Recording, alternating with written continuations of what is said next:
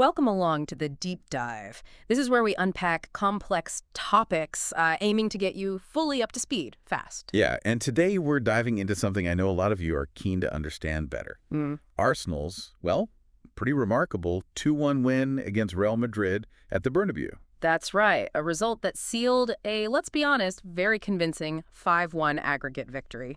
We've got a great analysis here from Arsenal.com that we've been digging into. And our mission today, it's pretty straightforward. Say how Arsenal pulled this off. We're talking key tactics, standout players, those decisive moments. Basically giving you the full picture without you needing to wade through pages of stats. Exactly, so you feel properly informed, maybe even a bit entertained along the way. Okay, well, let's kick off with something that jumped out straight away from the analysis. Real Madrid, 33 open play crosses in this game. Wow, 33, that sounds like a lot, especially for them at home. It is. It's actually their third highest number in a Champions League match, going all the way back to the 2003-04 season.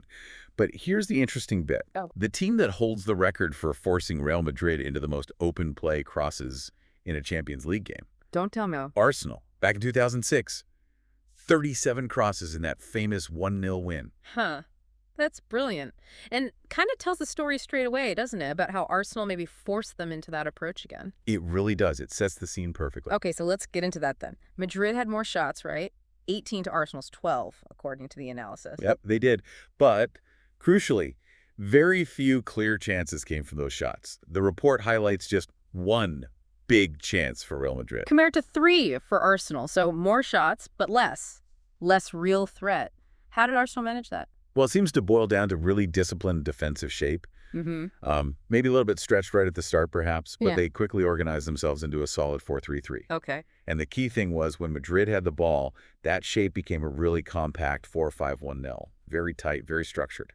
Right, a 4-5-1-0. And I saw mention of Mikel Merino playing deeper, almost like a false 9. How did that fit in? Yeah, that was a really smart tactical move, it seems. Merino dropping into that space basically clogged up the middle of the park.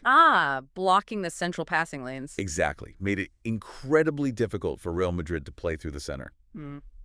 So what happens? They get forced wide. And hence, all the crosses. Hence all the crosses. It almost became their only option, trying to get the ball into the box from out wide. Which leads us nicely onto William Saliba. Because if they're crossing it 33 times, someone's got to deal with that. And deal with it he did. The analysis calls his performance phenomenal. And the numbers back that up. What are we talking? Get this, 12 clearances. 12. Wow. That's the most by any Arsenal player in the Champions League since, per Saka, who also had 12, funnily enough, back in 2014. That puts it in perspective. 12 is huge. It really is. And just to show how dominant he was compared to others, Kiwior and Miles Lewis-Skelly had 5 clearances each. Even Merino chipped in with 4, but Saliba, 12. Just immense in the air. Incredible stat. Yeah, the article mentions he was gutted about the Vinicius Jr. goal, which is understandable. But overall, sterling defensive work seems like a fair assessment. And Kiwior alongside him. You mentioned 5 clearances. Yeah, Kiwior looks really solid, too. Won 5 of his 6 duels, apparently. Definitely a performance that, enhances his reputation on this kind of stage. Look very assured. Good stuff. Okay, let's shift focus a bit. Mikel Merino again, but this time thinking about his role as that sort of stand-in striker, seems he's doing more than just filling a gap. Oh, absolutely. He was excellent again. His hold-up play was vital at bringing teammates into the game. And defensively, too, especially on Real Madrid's set pieces, he was putting in a shift. Right. And if you look at those average position maps, you can see him, number 23, often dropping quite deep. Almost like an extra midfielder sometimes. So versatile, but the analysis highlights his assists, doesn't it? His twin assists. It does. And they were crucial. First one, a really clever-headed flick on, beat the defenders in the air, set up Saka in a dangerous spot. Then, the second assist for Saka's goal. That was after a nice switch of play. Merino just threads this, like perfectly weighted through ball, beautiful pass. Lovely. And there was another one late on. Yep, the counterattack goal. Yeah. Real Madrid pushing up, Arsenal break, and Merino plays another brilliant through ball, this time for Martinelli to run onto and seal it. And we shouldn't forget he scored in the first leg, too. He's really stepped up in these massive games. Immense contribution across both legs, really showed his quality and composure. Incredible value. Definitely. Now, playing at the Bernabeu, it's not just about tactics, is it? Yeah. It's a huge mental test. Yeah. The analysis talks about Arsenal's composure. Yeah, and that's absolutely vital, isn't it? The atmosphere there can be so intense. Real Madrid threw everything at them. Fouls, maybe a bit of gamesmanship mentioned in the article. Right. But Arsenal just seemed really mature, really controlled, didn't lose their heads. And the midfield played a big part in that. Partey and Rice. Hugely. Look at their passing stats. Partey 100% accuracy from 21 passes. Perfect. And Rice 96.2% from 26 passes. Just really reliable, kept the ball moving, eased the pressure. That kind of control in midfield. Under that pressure, it's gold dust in these ties. Allowed them to manage the game, keep their cool despite the pressure and the fouls you mentioned. Precisely. Very professional. They didn't get dragged into anything silly. Showed real focus. Okay, let's talk Bukayo Saka. Quite the roller coaster for him in this game. Huh. Yeah, you could say that. That first half penalty miss, the Panenka that Courtois read. Oof. That could easily knock a player off their stride, especially there. How did he react? That's the impressive thing. He didn't let it get to him. Showed, real mental strength. Because he comes back in the second half. And scores the opener. Exactly. And it's another cheeky finish, isn't it? Another delicate dink over Courtois. Takes some courage to go for that again after the penalty miss. It really does. Speaks volumes about his confidence, his character. Absolutely. And he was a threat generally. It wasn't just the goal. Had 4 shots in total. Courtois made another good save from him earlier on. Kept the defenders busy. Definitely. A real handful. Plus, the analysis notes his defensive work, too. Tracking back, doing his bit.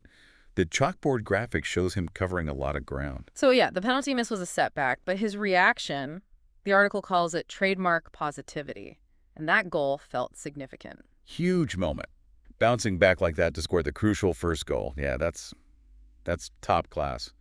Arsenal folklore stuff, maybe? Potentially. Right, finally, let's land on Declan Rice. Outstanding in the first leg. And it sounds like he carried that form straight into the Bernabeu. Oh, he was immense. Again, just incredibly commanding in the middle of the park. What stood out? Just everything, really. So reliable when he had the ball. Always seemed to make the right pass, but also that ability to drive forward, carry the ball. Remember that run-in pass for Martinelli late on? Yeah, burst forward powerfully. Exactly. That's that box-to-box brilliance he has. Just covers so much ground, influences the game at both ends. And defensively solid, too. Absolutely crucial. The stats are impressive. 5 interceptions. Won both his tackles, made 5 ball recoveries, 3 clearances as well. He was just everywhere. Breaking up play, shielding the defense. Sounds like a complete performance. Honestly, the analysis pretty much says he was arguably the best player on the pitch by some distance. And putting in performances like that against Real Madrid, that's going to boost his global standing even more, surely. Hard to argue with that. Okay, so let's try and pull this together. The key ingredients for this Arsenal win seem to be, number 1, that disciplined, adaptable defense nullifying Madrid centrally. Yep. Forcing them wide and dealing with the crosses, largely thanks to Saliba. Number 2, Marino's continued brilliance and versatility up front, chipping in with those key assists. Definitely. Number 3, the whole team's composure, that mental strength in a really tough environment. Right. Led by that midfield control from Partey and Rice. Number 4, Saka's resilience, bouncing back from the penalty miss to score. Crucial goal. And finally, number 5, Rice just being dominant all over the pitch. A pretty comprehensive list. It is. And what's really striking is seeing all those elements come together so effectively against, Real Madrid at the Bernabeu. It says a lot about where this Arsenal team is at. It really does. And hopefully, for everyone listening, this deep dive gives you that clearer picture of why it happened. Not just that it happened. The tactics, the mentality, the individual moments. Yeah, all those things that make the difference at this elite level of European football. Lessons in resilience, tactics, all that good stuff. So maybe a final thought for our listeners to chew on. Seeing this kind of performance, this maturity, this tactical intelligence, what are the realistic limits for this Arsenal side now in the rest of the Champions League, maybe looking even further ahead? Good question. And maybe another one. Thinking back through Arsenal's history, are there other big European nights, other performances that this win reminds you of? Certainly gives you something to think about.